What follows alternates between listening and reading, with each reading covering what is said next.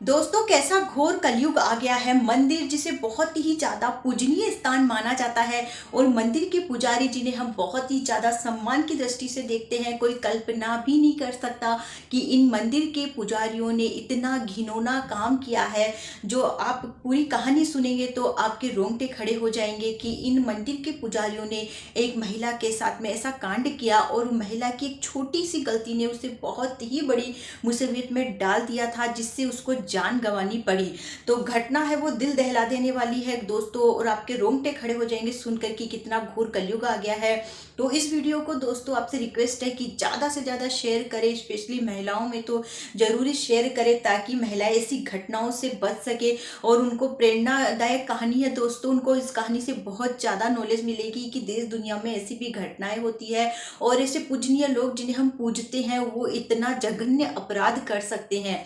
तो आज की जो हमारी कहानी है उसको हम जल्द ही शुरू करते हैं। नमस्कार दोस्तों, मैं रिपोर्ट आप लोग का मेरे चैनल में स्वागत है। दोस्तों, आज की हमारी सत्य घटना पे आधारित कहानी है नवी मुंबई के बेलापुर गांव की, जहां पे एक महिला अपने 4 साल के बच्चे और अपने पति और ससुराल वालों के साथ में रहती थी। अक्सर उनमें अनबन रहती थी, जैसे कि अक्सर कई परिवारों में रहती है। उसकी कई बार अपने पति के साथ और कई बार अपनी सास के साथ में अनबन हो जाया करती थी, जिसके चलते वो क्या करती थी, कई बार गुस्से में होकर घर छोड़ के अपने पिता के घर आ जाया करती थी। वो अक्सर ऐसा किया करती थी। एक दिन फिर उनमें किसी बात को लेकर अनबन हो गई और किसी बात को लेकर टकराहट हो जाने की वजह से, अनबन हो जाने की वजह से वह गुस्सा हो गई। फिर से वह अपने 4 साल के बच्चे को छोड़कर और अपने पिता के घर जाने के लिए रवाना हो गई। उधर उसके काफी समय बीत गया। उसके बाद उसके पति को चिंता हुई। उसने सोचा कि एक बार कॉल करके उसके पिता से पूछ लेता हूँ कि वह सकुशल पहुंची भी है कि नहीं। तो जब उसने उसके पिता को कॉल किया तो उसके पिता से उसे पता चला कि वो तो वहाँ पहुंची ही नहीं है। तो वो थोड़ा घबरा गया। उसके बाद उसने मतलब जो अगल बगल जितने भी रिश्तेदार है और है उसके फ्रेंड्स है, सबसे कॉल करके पूछा तो पता चला कि वो वहाँ भी नहीं पहुंची है। तो उनको बहुत ज़्यादा चिंता हुई। वह और जगह जगह पे उसे तलाश करने लगे। उधर उसके पिता को भी जब ये पता चला कि वो नहीं मिल रही है तो उन्होंने भी तलाश जारी की। कई जगह उन्होंने फ़ोन करके पूछा, रिश्तेदारों में, सब जगह। ऐसे करते करते एक दिन निकल गया, वो नहीं मिल रही थी। तो उसके पिता को बहुत ज़्यादा चिंता हुई। तो थाने गया। थाने में जाके उसने बगल का ही जो एक थाना था वहाँ का, उसमें जाके उसने रिपोर्ट दर्ज करवाई और पूरी घटना पुलिस वालों को बताई कि वो ससुराल वालों से कैसे परेशान होके लड़ झगड़ कर अक्सर मेरे पास आ जाया करती थी, लेकिन इस बार वो मेरे पास नहीं आई है। तो मेरी बेटी आखिर में गई तो कहाँ गई। तो पुलिस उधर जांच करना चालू की, सब जगह पूछताछ वगैरह की। पुलिस ने भी अपना काम चालू कर दिया। इधर उसका पति भी तलाश रहा था, इधर उसके पिता भी तलाश रहे थे। ऐसे करते करते 3 दिन निकल गए, लेकिन उसका कहीं पता नहीं चल रहा था कि आखिर में वो गई तो कहाँ गई। इधर जो थी वो महिला थी, वो मतलब अपने पिता के घर न जाके इस बार एक मंदिर जो है, गणेश मंदिर जो पहाड़ियों पर है, वहां पहुंच। नीचे एक घास का एरिया था, वहां पे कुछ बकरियां चराने वाले व्यक्ति थे, जो मतलब उन्होंने देखा कि घास की तरफ में, पहाड़ी से नीचे की तरफ में एक महिला की लाश पड़ी। बकरी चराने वालों ने तुरंत जाके पुलिस को पूरी बात बताई कि वहाँ लाश पड़ी है। पुलिस तुरंत आई, बॉडी को पोस्टमार्टम के लिए भेजा गया और तुरंत वहाँ आसपास के इलाकों में जांच चालू हो गई। और जो पुलिस थी उसने ना सभी जगह पे, जितने भी इलाके थे, पुलिस स्टेशन थे, सब जगह बताया कि कोई भी गुमशुदगी की रिपोर्ट आती है तो ये महिला है, इसकी फोटो है। तुरंत मतलब सब जगह ये फोटो पहुंचा दी गई। तो जब जैसे ही उस थाने में फोटो आई तो जहां पर उसके पिता ने रिपोर्ट दर्ज करवाई थी, लड़की के पिता ने, उसको ये फोटो भेजी गई कि कहीं ये आपकी बेटी तो नहीं है। जैसे ही उसके पिता ने फोटो देखी वो फूट फूट के रोने लगा, क्योंकि वह उसी की बेटी थी। वो इतनी बुरी तरह से रोने लगा, उसके पैरों तले जमीन सड़ गई कि मेरी बेटी की लाश ऐसे कैसे मिली। और जब बॉडी का पोस्टमार्टम किया गया तो पता चला कि उसके साथ में गैंग रेप हुआ है। तब उसके पिता को बहुत ही ज़्यादा आश्चर्य हुआ कि मेरी बेटी कहाँ मुसीबत में फंस गई, उसके साथ गैंग रेप कैसे हो गया। तब पुलिस ने पूरे आसपास के इलाकों में चेकिंग करना चालू कर दिया। जो पहाड़ी इलाका था वहाँ पे भी पुलिस ने पूरी तलाशी ली। तो वहाँ पहाड़ पे जो एक गणेश मंदिर था, पुलिस वहाँ पहुंची। वहाँ जाके जब पुलिस ने पूछताछ की, देखा तो ऊपर में कैमरे वगैरह भी लगे। वहाँ पुलिस ने देखा कि जो कैमरे का वायर है वो कट कर दिया गया है। तो पुलिस को शक हुआ कि कैमरे का वायर जो है वो कट कैसे है। तो पुलिस ने पुजारियों से भी पूछताछ की। पूछताछ करने पे पुजारियों ने मतलब जो जवाब दिए उससे पुलिस को कुछ तो थोड़ा बहुत शक हुआ पुजारियों के बोलने से। तो पुलिस ने जब सख्ती से पूछा, घुमा फिरा के पूछा, मतलब कई तरीकों से पूछा, तो पुलिस को डाउट हो गया कि कुछ ना कुछ तो बात है।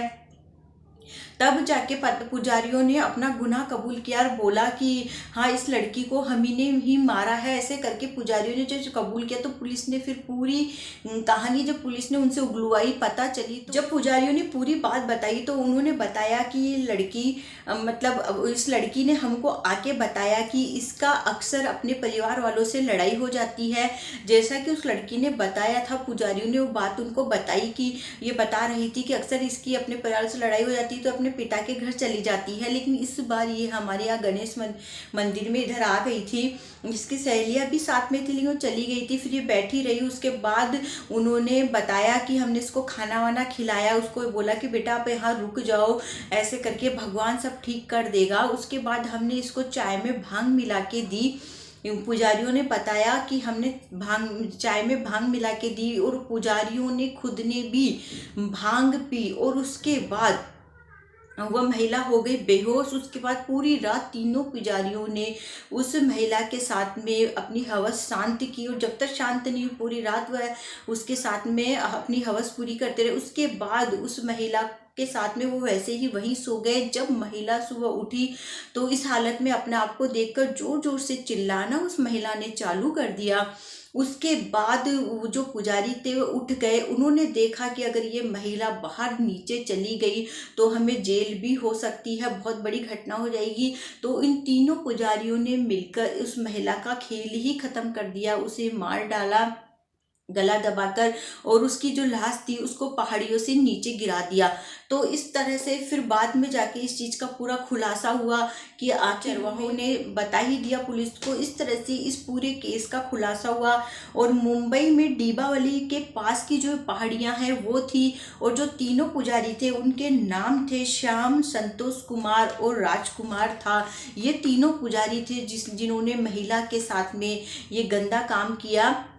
उसके बाद उस लड़की का जो पिता था उसका कहना था कि इसमें केवल इन तीन पुजारियों की गलती ही नहीं है, मतलब उनकी गलती तो है, उसके साथ साथ इसके ससुराल वालों की भी बहुत बड़ी गलती है। यदि ये लोग बार बार मेरी बेटी को परेशान नहीं करते, उनसे झगड़ा नहीं करते तो मेरी बेटी परेशान होकर नहीं यहाँ आती और नहीं उसके साथ में इतनी बड़ी घटना घटित होती। तो यह भी बिल्कुल ठीक बात है, मतलब उसके ससुराल वाले उसको इतना ज़्यादा प्रताड़ित नहीं करते तो वो नहीं आती और वो मंदिर में नहीं रुकती और नहीं उन पुजारियों के मन में इतना पाप उठता और बेचारी लड़की उस महिला के साथ में इतना गंदा काम होता।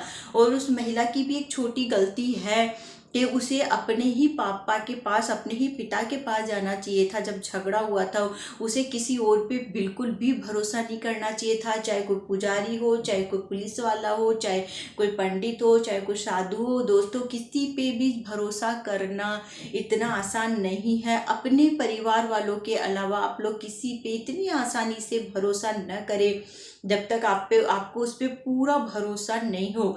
इतनी आसानी से भरोसा नहीं करना चाहिए था।